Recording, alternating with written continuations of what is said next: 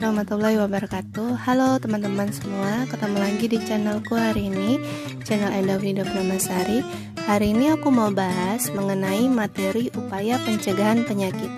Tentunya sebelum kita mulai materi, jangan lupa ya like, komen, dan subscribe channelku Enda Frida Pramasari supaya aku bisa memberikan materi-materi yang ter-up-to-date dan bermanfaat pastinya. Kita mulai ya. Oke, dari upaya pencegahan penyakit, kita harus tahu dulu mengenai definisi sehat. Menurut WHO tahun 47, sehat dapat diartikan sebagai suatu keadaan yang sempurna, baik secara fisik, mental, dan sosial, serta tidak hanya bebas dari penyakit atau kelemahan. Nah, definisi WHO mengenai sehat ini juga mempunyai berbagai karakteristik. Ini menurut teori dari Edelman dan Mendel tahun 94. Yang pertama, kita perlu memperhatikan sebagai sebuah sistem yang menyeluruh.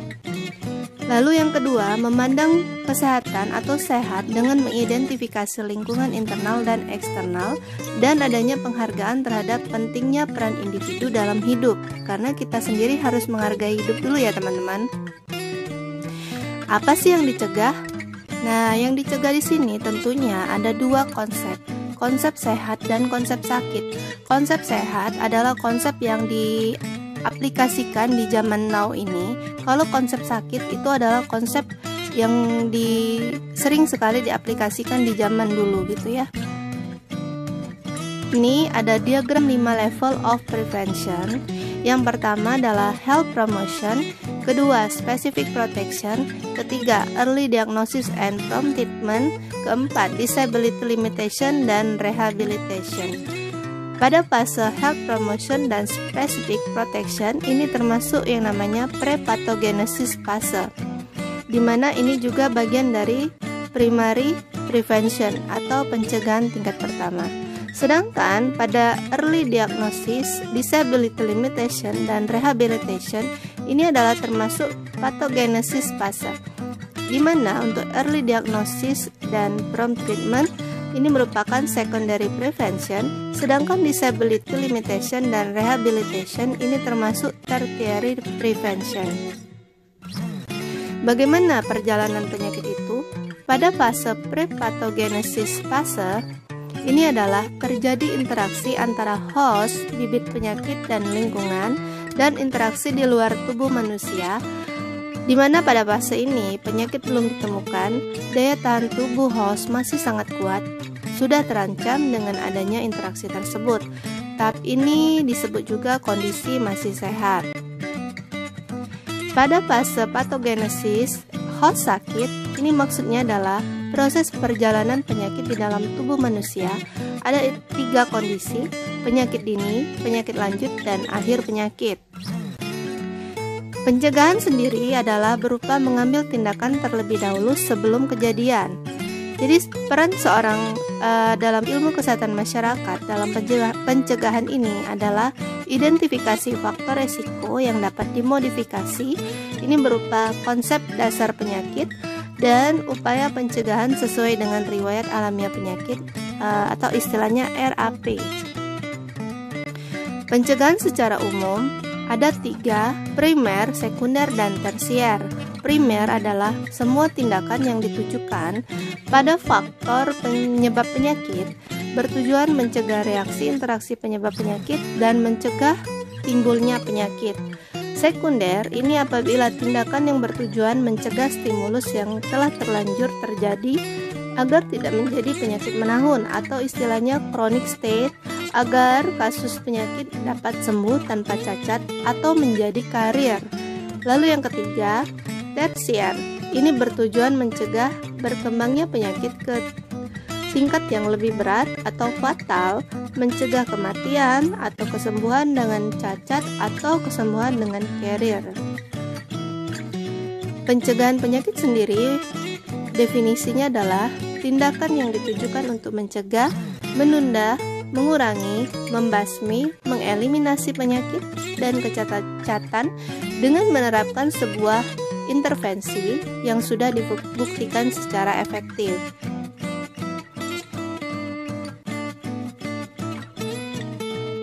Ini kalau digambarkan riwayat alamiah penyakit secara lengkap. Jadi terlihat ya, ini ada istilahnya schematic representation of natural history of disease. Riwayat alamiah penyakit dan tingkat pencegahan. Pada periode prepatogenesis, pada tingkat pencegahan primer adalah promosi kesehatan dan perlindungan khusus. Pada periode patogenesis, tingkat pencegahan sekunder ini berupa diagnosis dini dan pengobatan segera dan pembatasan ketidakmampuan atau disability, dan tingkat pencegahan tersier adalah rehabilitasi. Tahap pencegahan. Tingkat pencegahan disesuaikan dengan riwayat alamiah penyakit, yaitu pencegahan primordial, pencegahan primer, pencegahan sekunder, dan pencegahan tersier. Yang pertama, pencegahan primordial tujuannya adalah menghindari terbentuknya pola hidup sosial ekonomi dan kultural yang diketahui mempunyai kontribusi untuk meningkatkan resiko penyakit. Pencegahan primordial ini efektif dalam memerlukan peraturan yang ketat dari pemerintah. Untuk pencegahan primordial, ada yang namanya fase penyakit. Misalnya, kondisi yang mengarah penyebab penyakit jantung koroner. Targetnya adalah populasi dan kelompok terseleksi. Kedua adalah pencegahan primer. Adalah upaya pencegahan yang dilakukan pada saat penyakit belum mulai atau pada periode prepatogenesis dengan tujuan agar tidak terjadi proses penyakit. Tujuannya tentu saja mengurangi insiden penyakit dengan cara mengendalikan penyebab penyakit dan faktor resikonya. Upaya yang bisa dilakukan untuk memutus mata rantai infeksi adalah agent, host, dan environment. Pencegahan primer terdiri dari health promotion, yang kedua adalah specific protection, dilakukan melalui dua strategi, yaitu populasi dan individu. Pencegahan primer berupa fase penyakit, faktor-faktor penyebab khusus, dan target total populasi, kelompok terseleksi, dan individu sehat. Tingkat pencegahan primer berupa promosi kesehatan. Nah, kegiatan promosi kesehatan ini salah satunya pendidikan kesehatan, penyuluhan, gizi yang cukup sesuai dengan perkembangan, penyediaan perumahan yang sehat, rekreasi yang cukup, pekerjaan yang sesuai, konseling perkawinan, genetika, dan pemeriksaan kesehatan berkala. Untuk tingkat pencegahan primer, nih bagian perlindungan khusus berupa imunisasi, kebersihan perorangan, sanitasi lingkungan, perlindungan terhadap kecelakaan akibat kerja. Untuk perlindungan khusus juga penggunaan gizi tertentu, perlindungan terhadap zat yang dapat menimbulkan kanker, dan menghindari zat-zat alergenik. Yang ketiga adalah pencegahan sekunder. Adalah upaya pencegahan yang dilakukan saat proses penyakit yang sudah berlangsung namun belum timbul tanda atau gejala sakit atau patogenesis awal dengan tujuan proses penyakit tidak berlanjut. Tujuan dari pencegahan sekunder tentunya menghentikan proses penyakit lebih lanjut dan mencegah komplikasi, bentuknya berupa deteksi dini dan pemberian pengobatan yang tepat. Untuk pencegahan sekunder, fase penyakit adalah tahap dini penyakit dan targetnya adalah pasien. Diagnosis dini dan pengobatan secara segera, maksudnya ini berupa penemuan kasus atau individu atau massal, screening, pemeriksaan khusus dengan tujuan menyembuhkan dan mencegah penyakit berlanjut, mencegah penyebaran penyakit menular, mencegah komplikasi dan akibat lanjutan, dan memperpendek masa ketidakmampuan. Pengobatan yang cukup untuk menghentikan proses penyakit, mencegah komplikasi dan sequel yang lebih parah, penyediaan fasilitas khusus untuk membatasi ketidakmampuan dan mencegah kematian. Contohnya adalah PMS. Ini adalah merupakan kultur rutin bakteriologis untuk infeksi asimptomatis pada kelompok risiko tinggi. Sipilis berupa tes serologis untuk infeksi preklinis pada kelompok risiko tinggi. Dan kanker leher rahim berupa hapusan pap, dan kanker payudara screening dengan mamografi. Yang keempat adalah pencegahan tersier. adalah pencegahan yang dilakukan saat proses penyakit sudah lanjut atau akhir periode patogenesis dengan tujuan untuk mencegah cacat dan mengembalikan penderita ke status sehat. Tujuannya adalah menurunkan kelemahan dan kecacatan, memperkecil penderitaan dan membantu penderita-penderita untuk melakukan penyesuaian terhadap kondisi yang tidak dapat diobati lagi. Pencegahan tersier terdiri dari disability limitation dan rehabilitation. Pencegahan tersier, fase penyakit adalah penyakit tahap lanjut, di mana ini adalah pengobatan dan rehabilitasi dan targetnya adalah pasien. Rehabilitasi, penyediaan fasilitas untuk pelatihan hingga fungsi tubuh yang dapat dimanfaatkan dengan sebaik-baiknya. Pendidikan pada masyarakat dan industriawan agar menggunakan mereka yang sudah direhabilitasi. Dengan cara penempatan secara selektif, memperkerjakan karyawan sepenuh mungkin, dan melakukan terapi kerja di rumah sakit dan menyediakan tempat perlindungan khusus. Contohnya, penyakit vaskuler diabetik pada kaki bisa dilakukan dengan perawatan kaki atau podiatric cure secara rutin pada pasien diabetes. Yang kedua, fraktura dan cedera bisa dilakukan dengan memasang rel pegangan tangan atau handrails di rumah orang yang mudah jatuh. Ketiga, ulcerasi kulit kronis bisa dilakukan dengan penyediaan matras khusus untuk penyandang cacat berat. 5 tingkat pencegahan penyakit. Yang pertama, health promotion, upaya promosi kesehatan. Kedua, specific protection, upaya proteksi kesehatan. Yang ketiga, early diagnosis and prompt treatment, upaya diagnosis dini dan tindakan cepat dan tepat.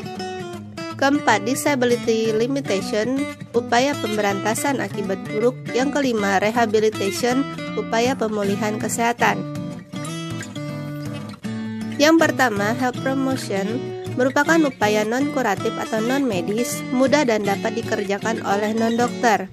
Upaya memasarkan, menyebarluaskan, mengenalkan, atau menjual kesehatan. Salah satu kegiatan dalam health promotion adalah health education, peningkatan gizi, gizi seimbang, pengawasan pertumbuhan anak, perumahan sehat, lingkungan sehat, hiburan atau rekreasi, nasihat perkawinan, pendidikan seks, pentingnya sadari, dan lainnya. Yang kedua, specific protection, upaya perlindungan terhadap risiko yang mengancam status kesehatan. Ini berupa imunisasi, hygiene perorangan dan sanitasi lingkungan, perlindungan terhadap kecelakaan atau safety belt berupa helm, perlindungan kerja atau alat pelindung diri, perlindungan terhadap karsinogenik, dan perlindungan terhadap alergen. Disability limitation berupa perawatan yang seperti ambulatori dan hospitalisasi dan pengobatan adekuat. Perawatan yang baik dan tepat mencegah komplikasi lebih lanjut dan perbaikan fasilitas untuk mengatasi cacat dan mencegah kematian. Rehabilitation, upaya tertentu yang dilakukan agar penderita dimungkinkan untuk dikembalikan seperti semula sebelum menderita penyakit dan dimungkinkan untuk dikembalikan di tengah-tengah masyarakat. Ini juga merupakan fasilitas untuk melatih kembali kemampuan yang masih tersisa. Contohnya, salah satunya adalah pembinaan ODA atau orang dengan HIV/AIDS dan pembinaan khusus untuk penderita sakit jiwa. Saya ada latihan sedikit. Seorang ibu membawa bayinya untuk diimunisasi polio. Tindakan imunisasi polio tersebut termasuk tindakan pencegahan apa? Yang kedua, tahap yang mana dari riwayat alamiah penyakit yang akan dicegah dengan tindakan imunisasi tersebut? Jelaskan alasannya dan kenapa. Bagi teman-teman yang bisa menjawab, boleh tulis di komentar. Nanti kita bahas ya sama-sama. Oke. Sekian dulu channelku hari ini. Lebih dan kurang saya mohon maaf. Dan kepada teman-teman jangan lupa ya like, komen, dan subscribe channelku Endo Video Pramasari supaya nanti bisa makin up to date dan makin banyak konten-konten yang bermanfaat bagi kita semua. Wassalamualaikum warahmatullahi wabarakatuh. Dadah.